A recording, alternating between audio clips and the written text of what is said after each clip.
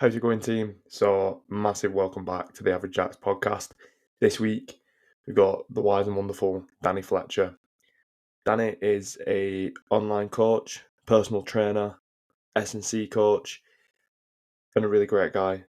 This episode was really insightful for me. It provided some sort of insights from other people that were good to hear for myself. So I'm assuming that if I'm feeling that way, other people will definitely be feeling that way. Danny provides some fantastic insight into fitness, the mindset that comes with that. And it's a really good chat. There's some really good snippets and some great advice that Danny provides, and we have a really good conversation today. So I hope you enjoy it. If you do enjoy the Average Jacks podcast, please drop it a follow, drop it a subscribe. All reviews are a really easy way and a free way to support the podcast. So if you could leave a positive review for us on there, that would be great. If you like what I do and you want to find out a little bit more, you can head over to www.jackmckeenan.co.uk. That's my website. That's where you'll find my newsletter, free resources, recommendations each week. We cover different topics about how to be happier and healthier in your own life. And then, of course, you can head over and get my book as well on Amazon, which is Habits, Happiness and Health. So, yeah, hope you enjoy this, and I'll see you very soon.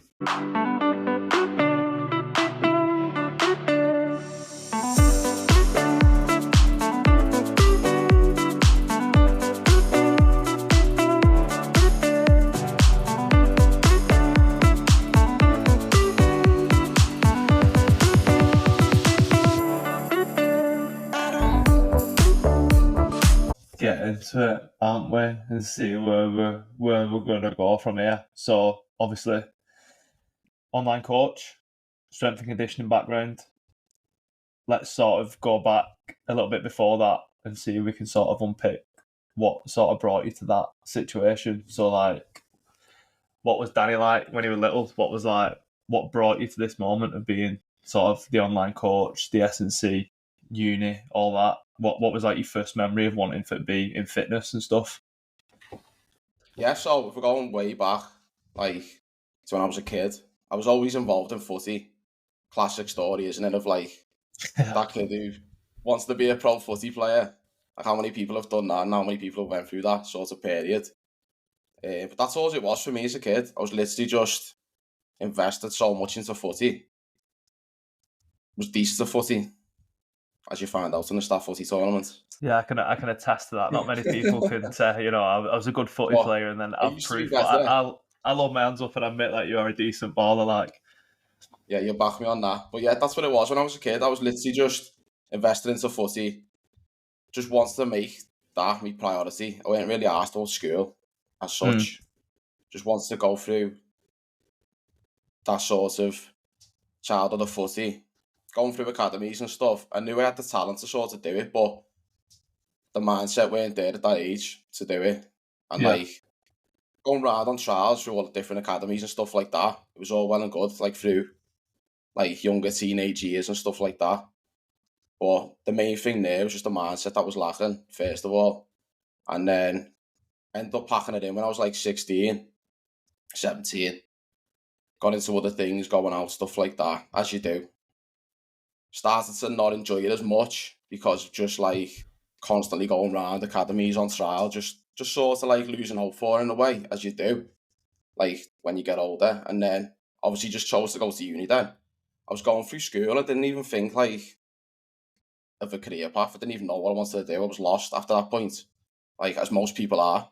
Do you know what I mean? If they've invested so much into footy, then you end up lost at that age when you realise you're not going to make it or you don't want to do it anymore, sort of thing. So I sort of went to uni just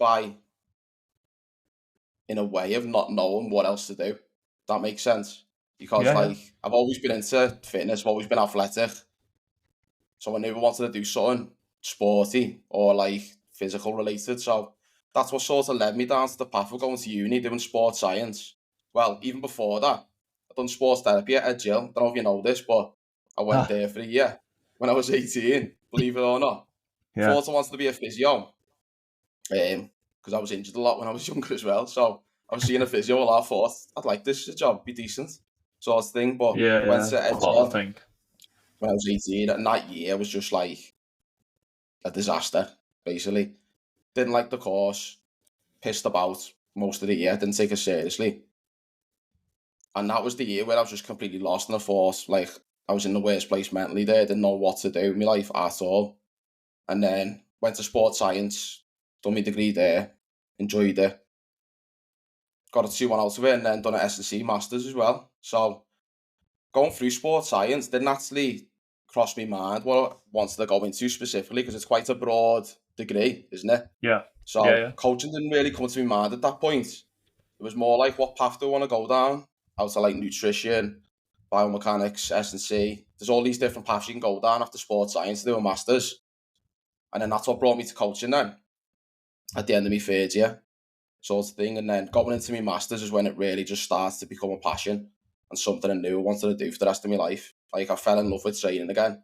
I found another purpose in terms of being in the gym, strength training, working with athletes. Completely loved it. I was all in on that for that year. And then it just went from there, really, mate. Went from there. And sort of like got myself into like Aspire MMA gym in Liverpool. Brilliant gym. Loved every single day of work. And there was great. Didn't even feel like work. It was just great to help all the athletes in there. Like get them to peak performance come fight night.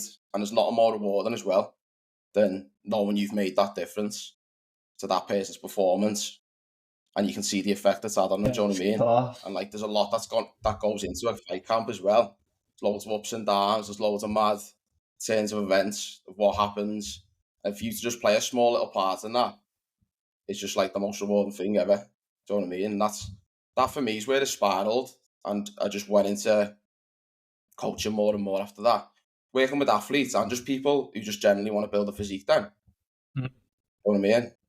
That's class, mate, because like going back, obviously everything you just said, dead interesting there, but going back to a phase of when you said like you was 18 and you first went to university and you sort of, you know, was lost and in that sort of space of being like, you know, like mentally down and stuff like that. And I think that's such a, obviously we work in a university now, and I think you see a lot of people going through that phase of sort of straight out of college and then think, shit, what am I going to do in my life?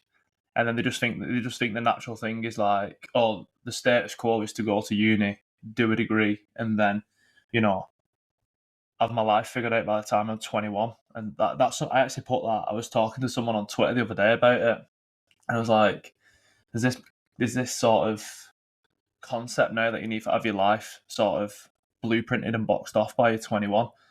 And like, that doesn't always happen. It's not always the case. I mean, I never went to uni, so, you know, in theory, I'm still sort of out there wondering what I'm going to do.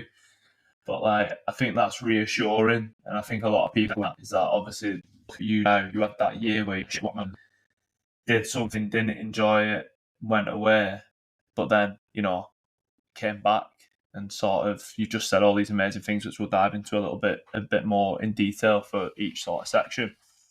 But what do you think was sort of that?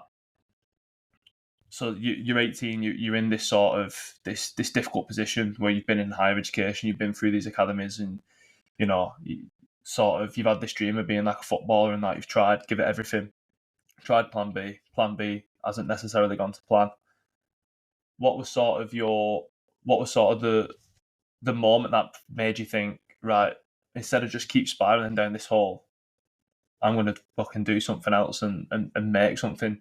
Was there like one moment, or was it like, would you say like compounding moments that built up to this realisation of going and doing your sports science degree?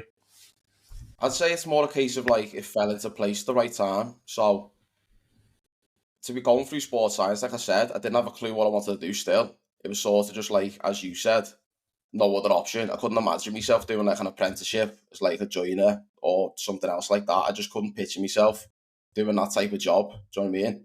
Yeah. Like, I knew I had to do something to do with sport. So figuring that out towards like, as I'm going through my degree, was the challenge. Like, I knew it. So obviously I was into that. And obviously I was all in on sports science. I knew I was going to go through all that. So it's sort of a case of like figuring it out as you go along. And as you said, it's like, that's what happens in uni. Most people don't figure themselves out before they go to uni and choose to go. They just go because there's no other option. And like they want to take that time to figure it out, which is fine, which is what I think's good about uni as well. It gives you that opportunity to actually figure your life out a little bit. And then the change in terms of like wanting to go into coaching as well was quite personal as well, in terms of just I was unhappy with my physique, low in confidence at that age as well. So I felt lost from a career point of view, and then lost within myself as well. Like in terms of my physique, my mindset.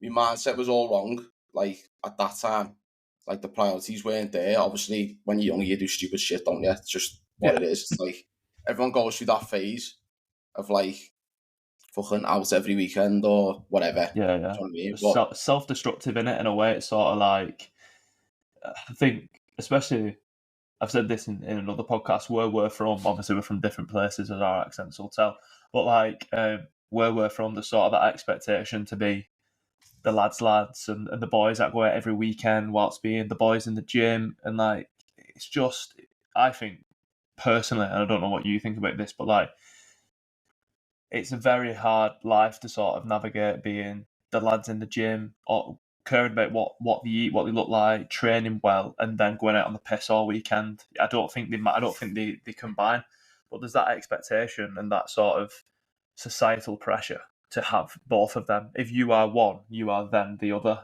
and I think it's getting a lot better. I think like you're seeing a lot more these days where people are like, well, if I'm in the gym 5 days a week and I'm watching what I eat, why am I going fucking up? yeah, 100%, lad. And that was me throughout my master's degree. That was me through S&C. I don't know how I managed to get the distinction. Like, got over 70%. I was out every single weekend. Fucking had my head in my hands, falling asleep in lectures, in classrooms on a Monday morning. That, like, trying to juggle learning about everything in the gym, trying to get a good mark, trying to go out every weekend, trying to balance all these different things. And I knew it just weren't sustainable. That's just like 1 year. You can afford to do that for 1 year. You can't afford to do Yeah, that for like forever. Do you know what I mean? It's got to be a no, turning point.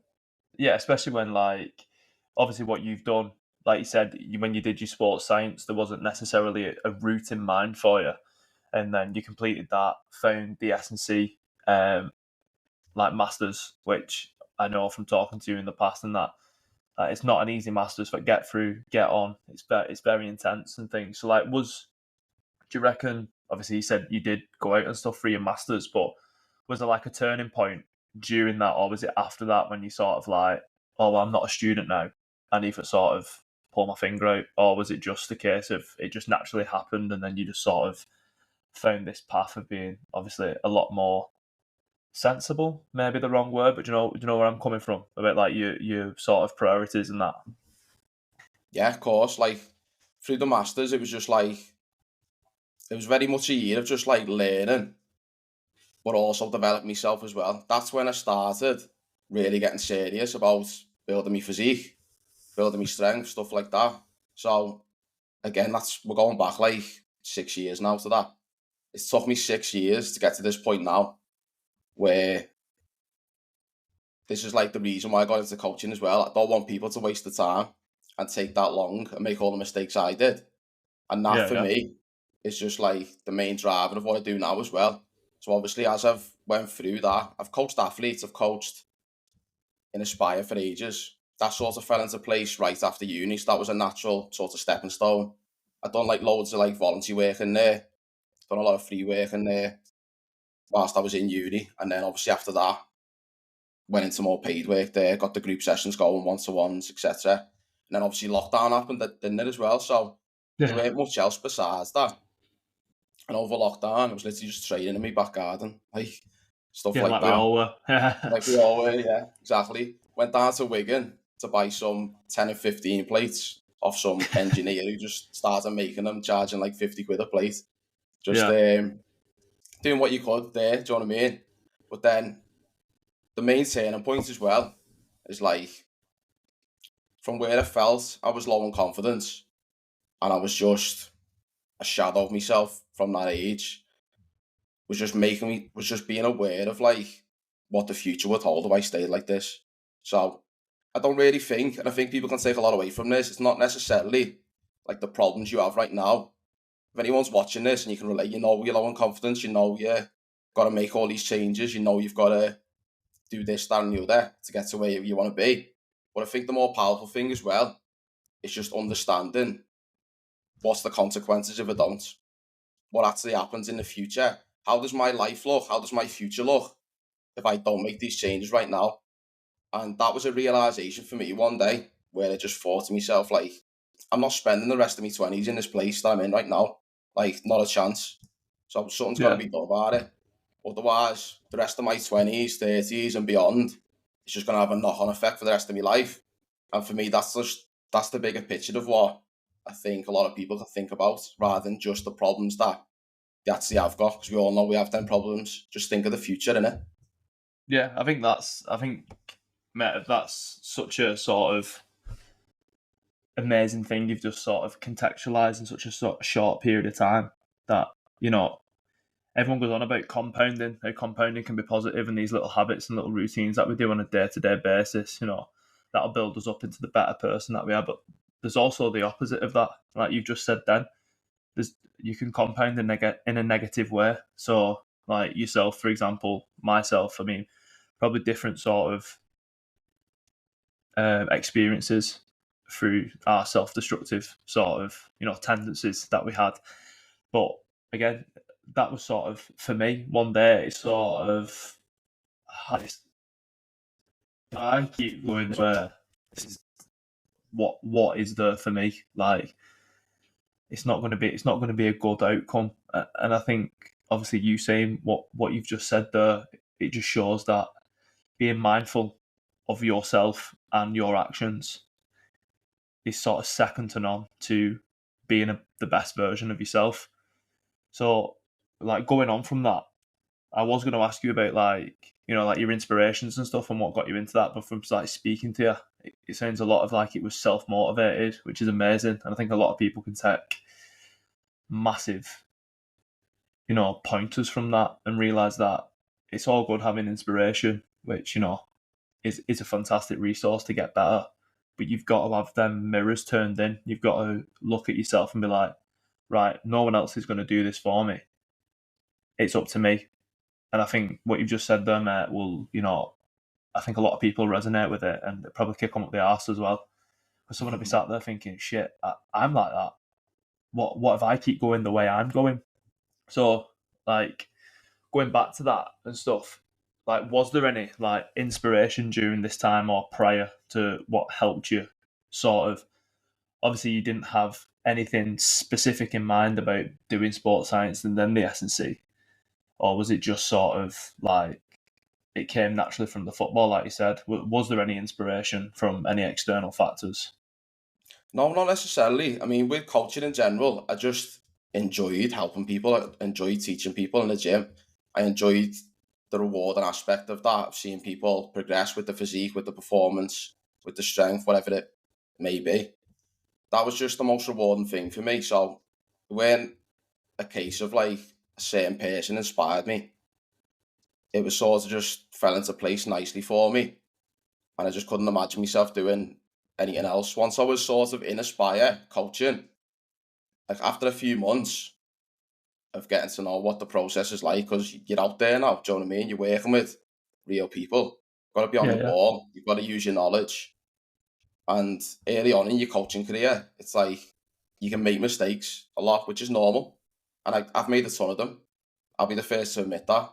But that whole process, I was just invested into it, like, properly. And I just knew then that's what I wanted to do, like, for the rest of my life. And I still do now, sort of thing. It's just something I'm, like, really passionate about. But more so now as well, from, like, a physique transformation standpoint. So helping people transform their physiques as well.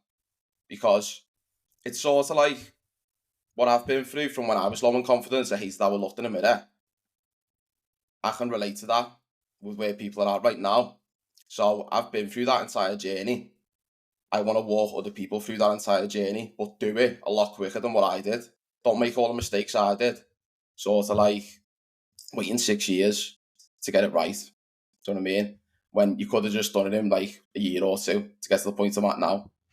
But that's the one thing I do regret as well. Like, I should have had a coach when I was that younger, because like it's naive to try and figure it all out on your own, because you don't get taught this in school as well. Like, at No, I all. You don't agree get on that. taught how to build a physique in school. You get taught PE, don't you? But Yeah. in terms of building a physique, Mm. like, you know that from a coach. That's like, I think a coach is something that, again, I agree with you completely. Like 14, 15-year-old me bouncing around gym, doing bicep curls and tricep extensions 5 times a week, thinking about looks like that. Obviously, you're at a sort of, your body's changing, and like you're still like full of test. You're like a young, like, and you're just ready for go constantly. Like you can train as hard yeah, as you want, as much as you want, but like I said this on the last podcast, what I did, it was when I was just training up until probably 19. It was just aimless training. It was just, there was no real structure to it.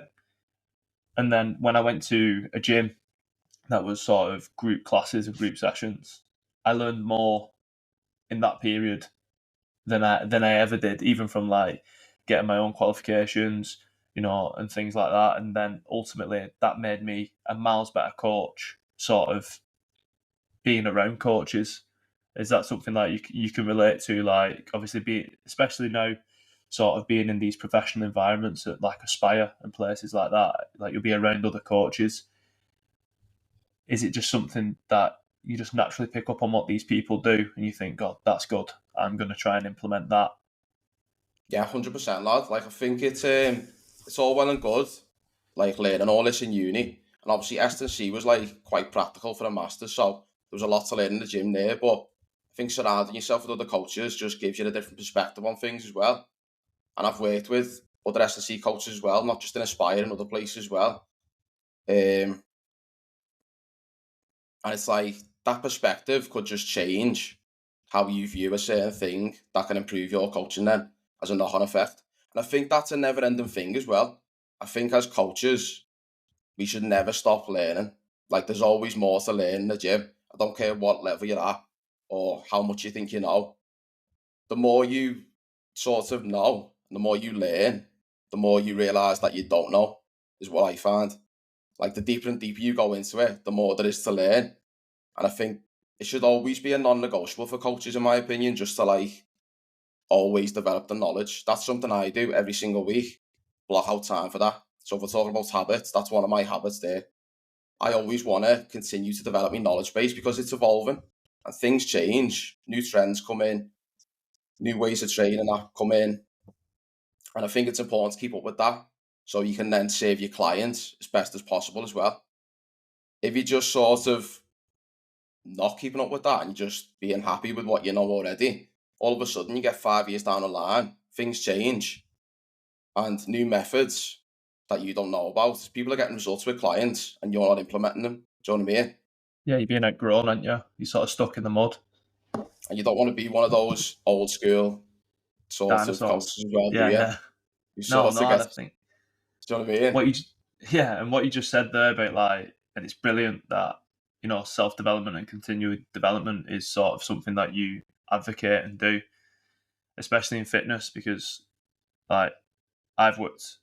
I'm like got gym instructor qualifications and that, worked in gyms, coached people before, and sort of the trends of fitness are probably one of the fastest changing things about. So you're absolutely spot on. I think like when I started where we work now in 2015, everyone was doing pretty much like CV. That's why our gym's kitted out with like full of cardio machines and that. But now Too many of it, within too much of within it. 5 years, everyone's lifting weights, and like I mean that's such a cool thing to see. But again, like you're thinking that's not a long period of time, 5 to 6 years for the entire sort of trend and sort of demographic of people to just change the sort of training styles. So I can imagine that for you and all coaches, it has to be something that you put in a regular basis. So when you said you did, like you block out time on a weekly basis, what is that? What does that look like for you? Is that like reading? Is it watching videos, or is it like practical stuff? Yeah, that could be reading, watching videos of people who are all really knowledgeable on like YouTube, like that Mike Israel, whatever his name is, can't pronounce his name. But he's want to learn off a lot in terms of hypertrophy and stuff like that. And also just like making time to just go over my systems and sort of like, how can I improve this as a service as well? Like in terms of online coaching. And I've had a business mentor as well, even after uni.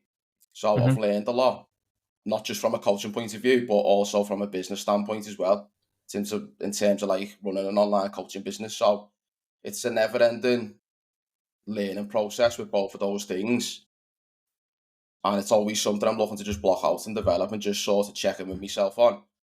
But then, like you said, from a coaching point of view as well, yeah, just watching a lot of videos, studies, stuff like that is like stuff that I typically do for at least 1 or 2 hours per week. I usually like to do that as well, like on the drive home from work or the drive to work. So I find that's a nice integration of bringing that habit in. And this is something someone can take away from this in terms of like, if you've got like a longer journey to work, that's your opportunity to learn stuff that might move the needle forward for you in terms of getting results with your nutrition, with your training. Learn off people whilst you're driving. Make use of that time. Because I spend 20 minutes driving to work.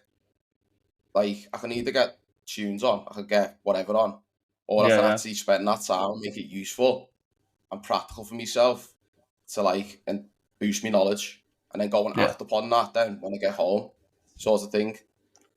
That's like a great thing, and it makes me feel better because I do that as well. So it's glad that it's not just me, but it's about, like I said, using your time efficiently. And like I said, sometimes you do just want to listen tunes or listen nothing and have that sort of, like monotony of just doing something. But I find like if I'm meal prepping, I'm in the shower or driving, walking, that using that opportunity to like put a podcast on, listen to an audio book, or like, that's a really cool opportunity to sort of just put all your concentration into that and just let your brain tick away with it. So yeah, I'm glad you said that as well, because that's something that I do. So yeah, and I think people can definitely take something away from that. So like, a question that I wanted to ask you is, so obviously you mentioned about going into like professional gyms, working in MMA gyms with professional athletes and that. You also work with like Gen Pop and stuff, don't you? General population and that. So what is sort of the biggest like contrast in between them, would you say, or like the biggest challenge of moving from one group to the other, if there is any? It obviously is a different demographic altogether. You know for a fact when you're working with athletes, it's a strange thing in a way, because what sometimes you might perceive with people like Gen Pop, for example, is like they're coming from a place where they're not very motivated and they haven't developed that sort of like resilience and mindset towards training and being driven towards it constantly. Sometimes like at first it's a struggle, and that's like a normal thing because obviously it's all new to them, and it's like you're very much learning the basics of training, and in that process as well you're developing that mindset to reach the intensities of what you want to reach to grow muscle, basically. I think that's very much a mindset thing at the start, but with athletes, what you find is sometimes they can train a little bit too hard if you let them. So this is where you've got to be careful in terms of what you give them from a volume output, from a volume standpoint, intensity standpoint. You've got to periodize it a lot better and just sort of keep them in line with what they should be doing, but don't overtrain them, because you know for a fact it's going to have a knock-on effect on like all the other sessions, how a fight camp goes for them, unnecessary risk of injuries. And then in terms of like exercise selection, it's a lot different as well, because it's obviously everything sport specific towards improving certain movement aspects, certain things that'll crop up in a fight, certain things that will happen, certain scenarios. You've got to tailor that program suited to what they'll get the best out of in terms of the performance in the fight. So they're the two big things, I reckon. It's like intensity. Don't allow them to train too hard, because they will. Yeah. If you give them like 2-3 hours worth of gym exercise, they'll do that, and they'll do it to fair you constantly, and they'll butcher themselves if you let them do it, because that's the mindset a fighter has. Like, they're naturally driven just by the sport itself and how intense it is. So for them, it's just very easy to switch on into that mindset. Whereas someone from like a gen pop standpoint might not be at that point yet, but they will get to that point eventually. Do you know what I mean? Yeah. Sort of tailoring between the two. And like, I've spoken to someone in the past, I can't remember it yourself or someone else who's worked with athletes and stuff, but there's this sort of general like perception that all athletes are super good in the gym, like just because like like the boxers are rugby players or football players, and that's not always the case, is it? Like I feel like from what I've seen and like lads I've played rugby with a decent standard and that they're absolute freaks, but if you get them into the gym, some of them seem lost, and I think like obviously I was wondering on your perspective of that. Like sometimes you see people from Gen Pop who are like naturally more sort of clued in the gym than athletes. Yeah. It's like they can navigate themselves around better than like top level athletes. Yeah, I think it's like a mixture really that can happen, 100%. Because if someone's new to the gym, whether they're an athlete or not, they're new to the gym. It's a completely different environment. It's a different sort of way of thinking. It's just it's alien to everyone. If it's new to someone, it's alien to you, isn't it? Like remember when sure you remember when you first started the gym. I do. Like you're like a rabbit in the headlights. Do you know what I mean? You don't know what you're doing. You're walking around. You're just going on machines. That's free, and no real structure, no real understanding of technique, form, posture, etc. All these different things that matter. But you can get athletes, obviously, who are quite naturally athletic, cognitively switched on, especially fighters, who will pick it up straight away. Do you know what I mean? But sometimes there's a bit of a learning curve, especially for more like younger athletes. That's a very normal thing. Younger people in general, whether they're athletic or not, they just need to learn how to move the body properly. Yeah. Do all these different things properly, like bracing,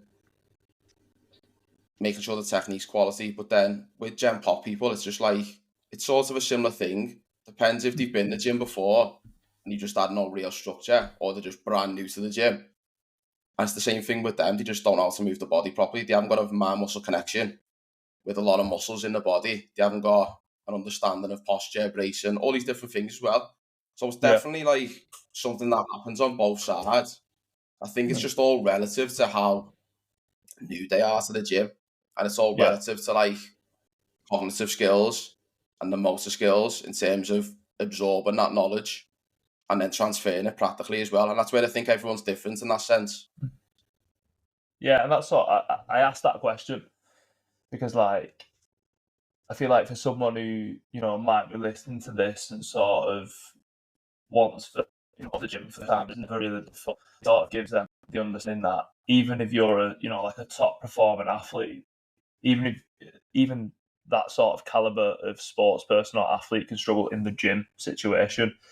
And I feel like it's just a case of, like you said, getting in there, learning them things and doing them things. And it ultimately comes back to some of the things you just mentioned and what we talked about before, is that probably the best thing you can do when you come into any new environment, be that the gym, be that anything, is get a coach and sort of have someone there who can guide you through that process, like yourself. Like you said, you've done this, you've been there, you've done it, you've done the 6 years, and now you're going to give people your experience and how to cut that down into a fraction of the time.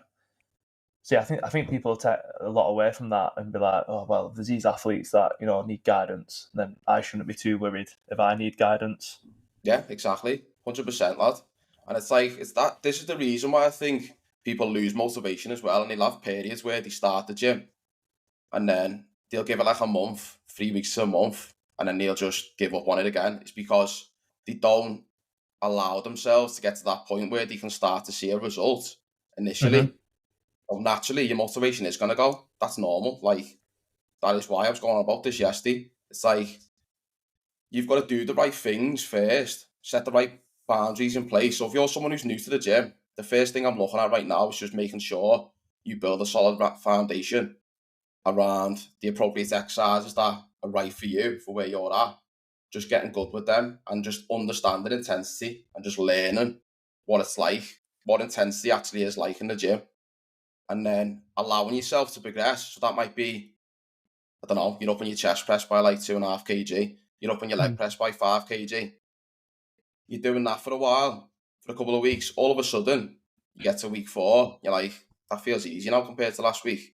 And I think that little small win is what can then set off that cascade of actually sticking to the gym.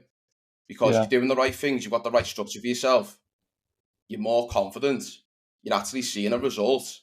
So that's where that next wave of motivation can drive you on to the next result. But if you don't have that, it's very easy to just fuck it off, as a lot of people 100%. do. Notoriously in January, and then it's the end of January. That's what happens. And I think if you just understand that, if you just applied your efforts in the right way, you can get the results you want. Anyone can. Yeah, 100%. Albeit, everyone's at a different level.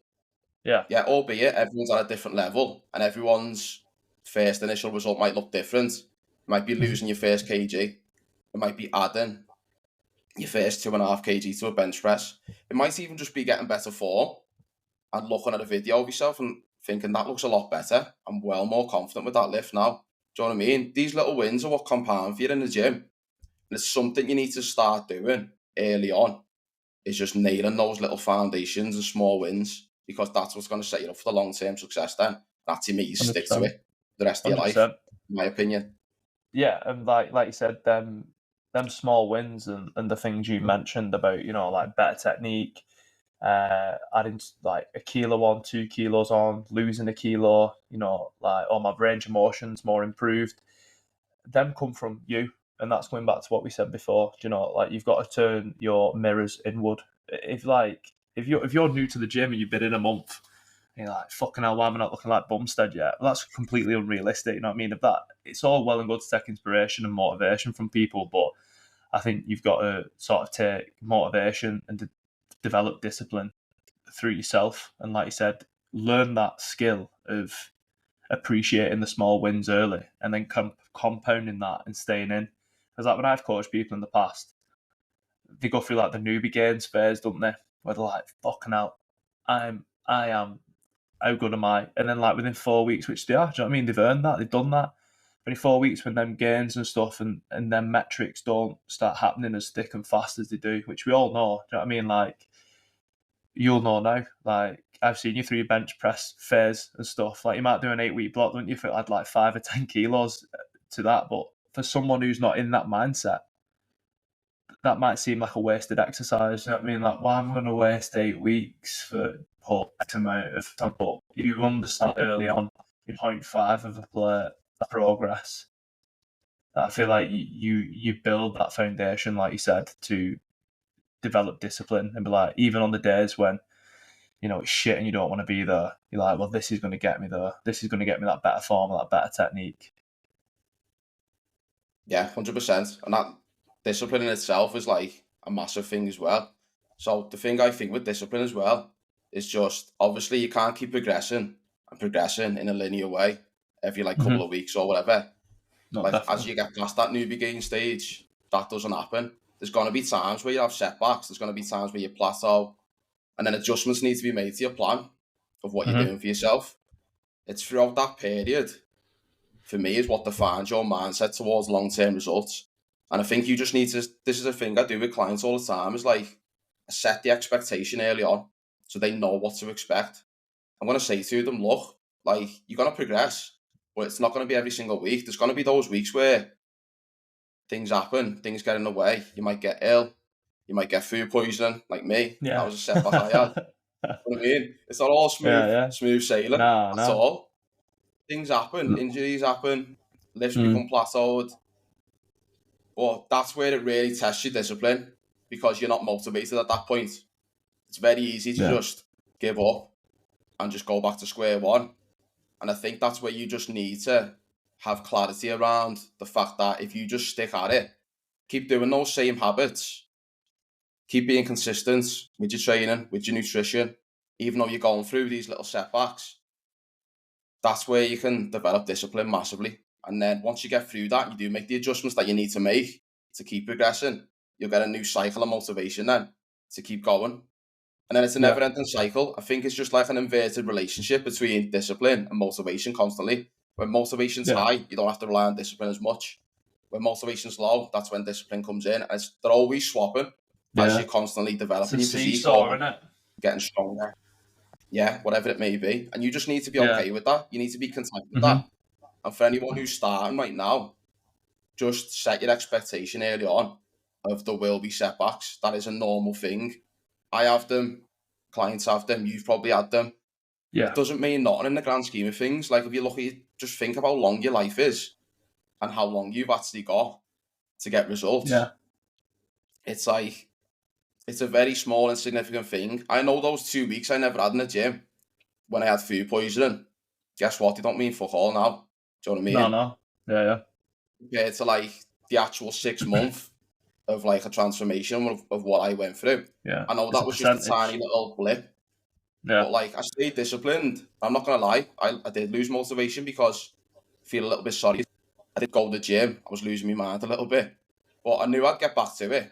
Even though I'd have to like go a bit less intense and just work my way back up again. And gradually get myself back to that point where I can start building muscle again and start building my physique again.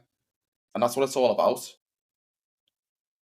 Yeah, you've perfectly summed it up. And I think like we're sort of in this, from what I see anyway. So like my echo chamber now on social media is obviously about like self-improvement and different things like that, because that's sort of what this is about. You know what I mean? Trying to be a better version of yourself.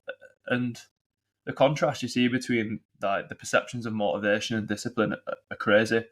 Like you see people that are like, discipline should be like, you know, getting up and running on broken legs and just doing it, just turn up every day. And then it's like, you need motivation. You need to be constantly motivated. And like you said, it's a pendulum between the two. And I saw something the other day and it was like, discipline isn't doing what you hate. It's turning up and doing the things you know will make you a better person when you don't necessarily want to do them.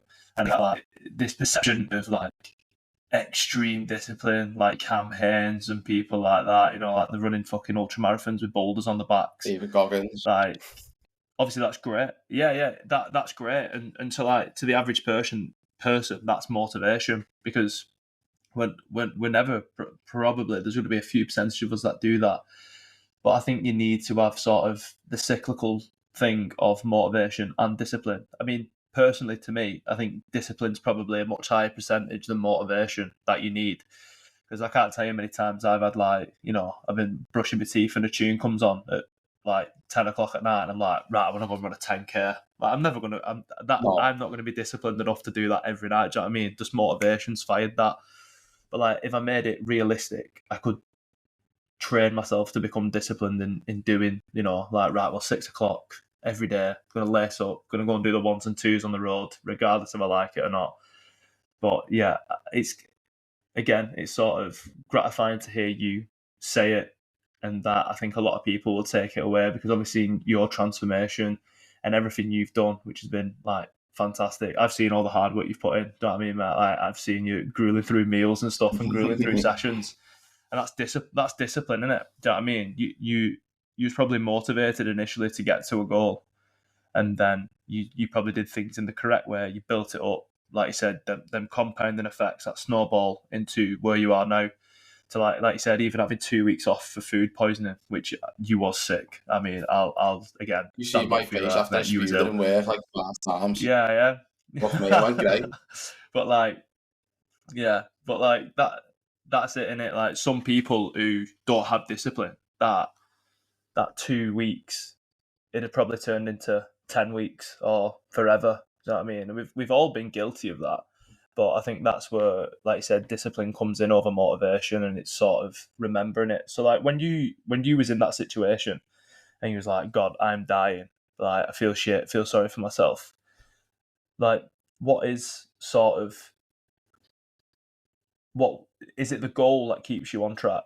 Is that what you picture in your mind? It's like, I want to get to this weight of the bulk. I want to be like this. I want to do that. And it's just remembering that. Or is there any other sort of things that you do? Do you like write it down? Do you speak it? Or is it just purely fixated in your head to remember the goal and how you want to Yeah, I go? think now for me, it's just like, because I've been doing it for so long as well, it's more just like ingrained into my lifestyle now. It's like part of your DNA, isn't it? When you're doing it long enough. So, yeah, because I've been doing it for years, it's sort of like, I knew for a fact I weren't going to drop off. Like, there's zero chance of that happening. Like, I can comfortably say right now, for as long as I can, and I'm physically able to do it, like, I know I'll be training for the rest of my life every single week. Do you know what I mean? Because it's just that high up now. Yeah. As a value of mine, as a priority. Not just in terms of like your physique as well, just like your mindset. So, in terms of just like what I was thinking going through that, again, I knew I'd get back to that point after it. Like, I had every confidence in myself that I would. I knew I'd reach 90 kg. That was the goal. That's the goal I had in mind from 81 kg when I started back in like November, October time, sort of thing. So I went through that period of like 18 months of just like staying a similar weight, a bit more shredded. And I was there for a while, and I knew I just wanted to put size on because I just wanted to get into bodybuilding a bit more. That sort of became a bit more of a passion as well. And that's something I love working with clients with now as well. And getting to 90 kg was always the goal. So it's like, doesn't really mean nothing to like go through that little 2-week gap. I just thought to myself, right, I'm in this shit situation right now. Like, it'd be stupid to try and go to the gym. I'd just be going backwards. Yeah. And just, the sessions will be shit. There will be no sort of intensity. Just back it off a little bit. Be patient with it. And just go again when you can. Do you know what I mean? And yeah, it's a mental challenge because imagine just going from like, we talk about bringing habits in. Imagine removing a habit. That's a habit for years and years. Yeah. Do you know what I mean? So ingrained into your DNA and your routine. Do you know what I mean? Compared to like not having that habit in place. It's like, it's scary in a way, do you know what I mean? That's where people can spiral, sort of thing. I knew that was never going to happen for me, like, but I'm just giving an example because it's like, if someone's only like 6 months into the training and they're seeing great results and then something like that happens, us as humans, how we're wired, it's very natural to just, once that habit's gone, harder to get it back, isn't it? Yeah, 100%. And I think that's like, again, I think it's really good that we touched on that for people who are, like you said, 6 months in. You've been doing this for years now. And I think to hear someone so far along in their journey, so successful in their journey, done what, they've set out to do with their own personal goals, be that the body, everything like that. I think that's reassuring for people to be like, even if you do have, could be a month, could be longer, but like, it will get better. You know what I mean? There's always going to be bad days. I always say like, the bad days are there to show us that what the good ones are. So like, if we never have bad days, we'd never have any concept of what good ones are. So yeah, I think that's really reassuring, even for myself, because like I say, I go through fades of it. Like, I've coming off like a bad injury and stuff, and like the last year for me has been just to the standard of what I hold myself to. It's just been shit. And that's been like a really hard, like I spoke to you about it, it's been a really hard mental battle to sort of not hold myself to them standards. But what's more negative? Is it me, pushing my body to the point of where this injury is never going to get better? I'm making myself worse and like fucking myself up in the long term, or pulling myself back, swallowing my pride, swallowing my ego, like you said, lowering the intensity and thinking the long game. Like you said, we've got all this time here. Like, look, most of us touch wood, Exactly. I'm still luckily young. and stuff. And I think, exactly, and I think you've got to say, like, it's perspective, isn't it? And I think that's sort of ingrained into everything that we do. Like, I think a lot of people sort of want everything now, which That's the just way we live happens, it. fitness, and things like that. So to come from the horse's mouth like yourself, someone who does it alongside, you've got a full-time job, you run a business, you do all this on the side, you're proof in the pudding that, you can do this regardless of your situation, not even if it's just your full-time job, which some bodybuilders do and stuff like that.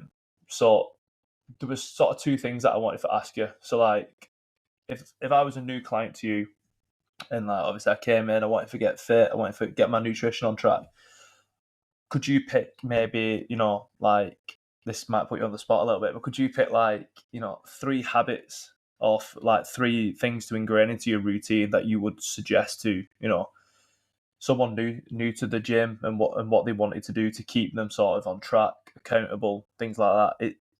Is there anything that you would suggest working with all these people in the past? One that comes to mind? Yeah, 100%. So when anyone joins DF coaching, this is something we establish in the first week or two before we even get into the nitty gritty of like sticking to the plan and what the plan is. I want to set the right foundations from the start for you. I think number one thing that's worked for me massively is just meal prepping. Like, I block out an hour religiously every Sunday to prepare meals through to Wednesday because I know they're the busiest days in work. I know I'm going to need 6 meals across that day, across all them days, 2 meals each day. Mm. I think doing that is just massively underrated for a lot of people. And I think a lot of people do have the time to do it. I think it's more just a priority issue rather than a time issue. It literally takes an hour. Yeah, And this is building that something we have a habit. training on. We have a short webinar on in the vault that I get people to watch straight away, all our clients to watch, just to do it dead efficiently. And it's like, you're not leaving your nutritionist a chance. Do you know what I mean? When you do it, Yeah. I mean, what's the alternative? Like, if you're looking at my example here, you know about the available options in work. There's next to none, is there? There's a Subway, Catalyst, No. just a few fucking butties at reception. Yeah. Like, are you telling me I'm Yeah, going to build like a coffee physique, shops and stuff like that. going to all them places and eating from there? Do you know what I mean? It's not going to happen, is it? And this is the Yeah. mistake I made massively No, when I not was at all. younger as well. So, like, going through uni and stuff when I didn't really take nutrition seriously, I'd just be having, like, Tesco meal deal or fucking Greg's or something like that. Do you know what I mean? And that's just not going to Yeah.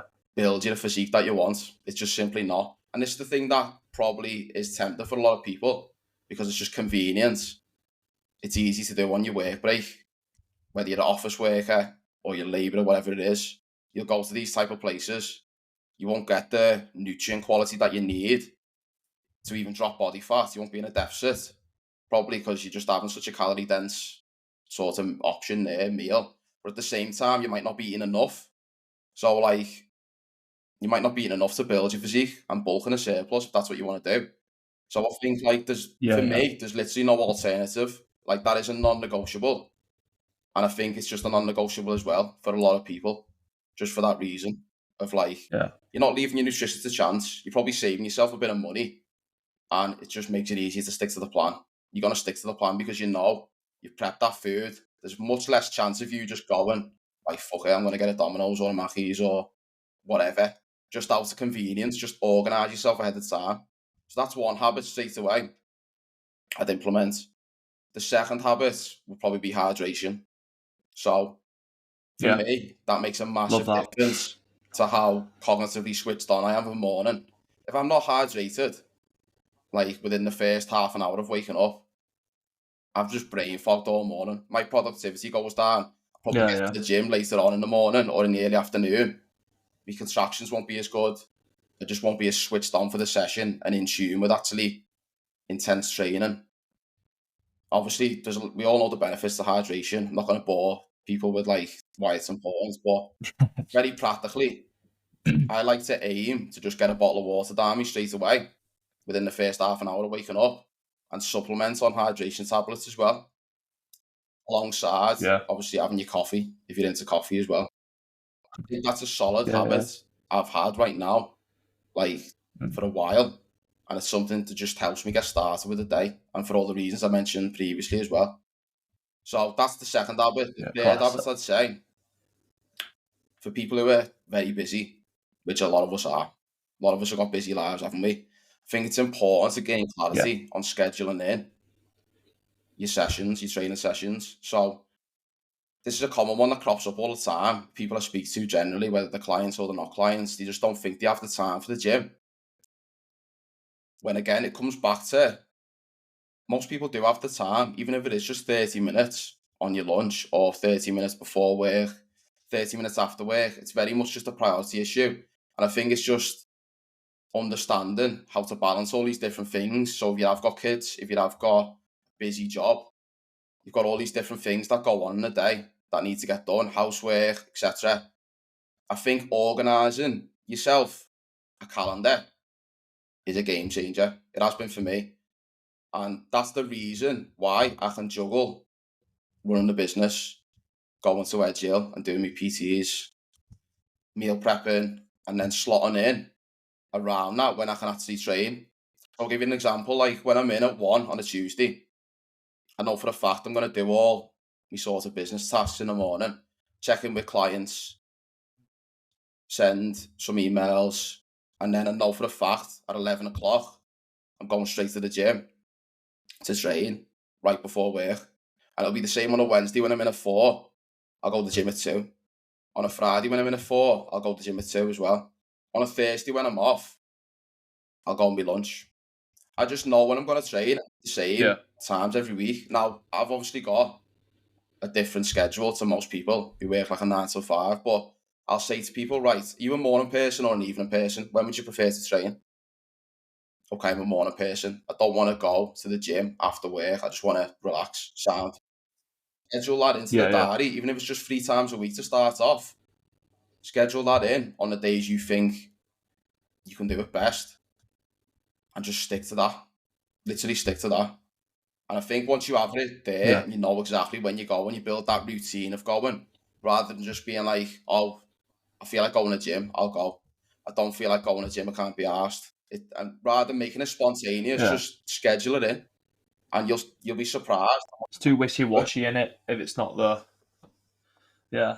Have you come across the concept of, there's a guy called Ali Abdal, and he's like a productivity guy, big on like YouTube, and that got a great podcast, just released a good book.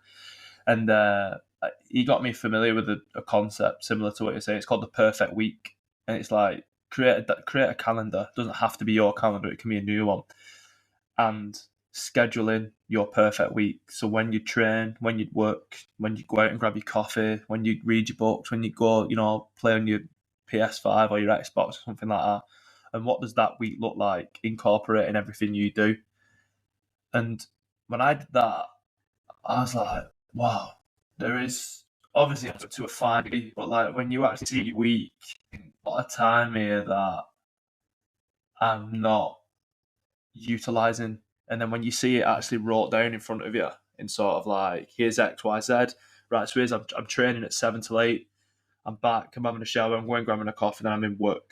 And then when I get home, I'm making tea, doing my meal prep, and then I'm relaxing. And then you think that like you can structure your time more efficiently. And if that's your perfect week and you can do that, in theory, you should come out of that feeling pretty, happy, productive, that sort of thing. So that's interesting that you've mentioned that as one of the key habits that you'd advise to people. And I think, people will take a lot 100%, from that. lad. And it looks a lot different for everyone as well, depending on your life. Everyone's life is different in a unique way. And we're all driven by different things and what we like to do in our spare time. And it's even scheduling in downtime as well. And just doing things. Yeah, 100%. I think that's just as important, like from a mindset point of view. Yeah. It's all well and good scheduling in your meal prepping, your training, all this and that. Make time for the things that are important as well. So it's your life. Yeah. You get to like build it in whatever way you want. Do you know what I mean? Essentially. So schedule that weekend, however way you want to do it. If that's something that you can be consistent with, then you're onto a winner. You're going to get results. 6 months down the line of sticking to that schedule is where you'll see that reward, and it's delayed gratification of doing that. Do you know what I mean? Yeah, you incorporate rest and recovery.